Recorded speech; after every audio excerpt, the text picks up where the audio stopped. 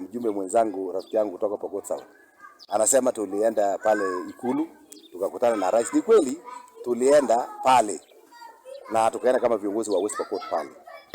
Na wakati tulikuwa pale kwanza yeye alisema ati alienda pale kutubu. Lakini tumwambia kutubu bado tutachunguza mambo yako. Hata rais alimuuliza wewe unataka kushindana na mimi? Wewe ni mtu Azimio. Na juzi tu aje potea kwa akili za watu kwamba juzi tu hapa yeye alikuwa amesema kwamba yeye ataongoza mambo ya collection of signatures ndio tutoe serikali. Tutakubaliana na jibu kama huyo. Kwa sababu hiyo ni asikitambo ni jana. Alafu leo sasa amesema sasa mimi niko ndani ya wapi?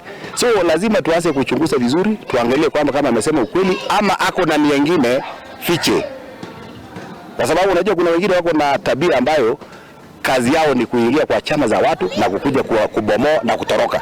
So lazima pia tuchunguze kabisa, tuangalie kwamba kama ni kweli ameamua kukuja ama tu ako na lengo lingine. Na ndio tumesema kuja polepole, tuanze kuangalia vizuri na tuone. Mimi nataka niseme ya kwamba kwa watu wetu wa UDA katika hii kaunti ya West Pokot, wasipotoshwe na watu ambao hawakuamini katika chama hii. Hiyo ndio nataka niwasihi tu. Mimi kama coordinator ya viongozi wa UDA katika kaunti hii, mimi nataka niwaeleze kwamba viongozi wako imara na hii chama tutapanga na tutapangana.